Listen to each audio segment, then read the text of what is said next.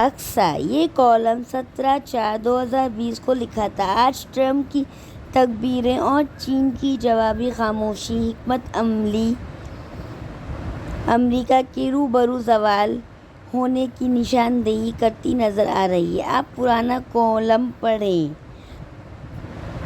Corona اور مستقبل امریکہ کا انجام، حصہ دوم۔ امریکہ عوام میں عدل و قانون پر مکمل عملداری امریکہ کی سلامتی کا سبب ہے۔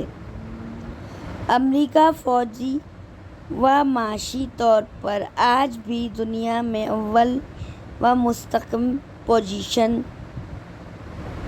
پر ہے۔ اگرچہ چین معاشی طور پر مد مقابل آ چکا ہے، لیکن براہ راست ٹکر نہیں لے سکتا۔ بین الاقوامی سیاست میں چین، روس، کوریا مل کر بیجا امریکی مداخلت کو چیلنج کر رہے ہیں۔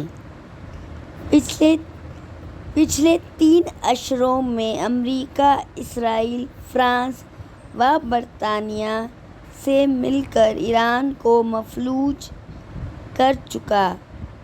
عراق، شام، لبنان، افغانستان کو روند کر مشرق وسطیٰ کو مکمل طور پر اپنی گرفت میں لے چکا ہے۔ چین کے گرد حصار قائم کرنے کے لیے ہندوستان کو اپنے قریب کرتا جا رہا ہے۔ چین کے سی پیک اور ون بیلٹ ون روڈ کے منصوبوں کو امریکہ اپنے لیے خطرہ سمجھتا ہے، کیونکہ ون بیلٹ کی تعمیر سے 50 سے زائد ممالک، جس میں یورپ بھی شامل ہے، بحری راستوں سے تجارت کرنے لگیں گے۔ یوں روس کا گرم پانیوں تک پہنچنے کا خواب بھی پورا ہوگا۔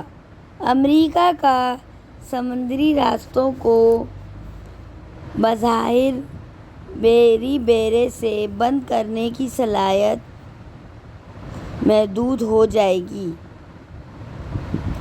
یہ سب تیاریاں تیسری عالمی جنگ کا پیش خیمہ تھیں۔ مقصد ساری دنیا کو ایک حکومت کے ماتحت لانا ہے۔ اس سلسلے میں ایک اور گروہ جو دنیا کے امیر ترین بزنس آرگنائزیشن پر مشتمل ہے، بنام الومناٹی، B1 government of the world کے لیے کافی عرصے سے معروف عمل بیان کی جا رہی ہے۔ فرعونیت ہر دور میں خدائی کی دعوے دار بن کر سامنے آتی رہی ہے، لیکن آج تک کامیاب نہ ہو سکی۔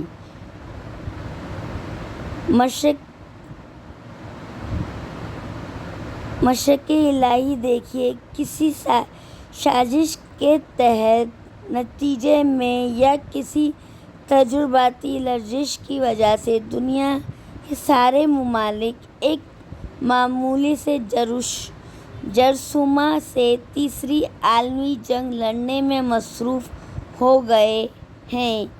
یہ ایک عذاب الہی ہے۔ اس کو کورونا دجال کہنا غیر مناسب نہ ہوگا۔ یہ امریکہ کی تباہی کا نقطۂ آغاز بن سکتا ہے۔ کیسے؟ آگے پڑھیے گا، جاری ہے۔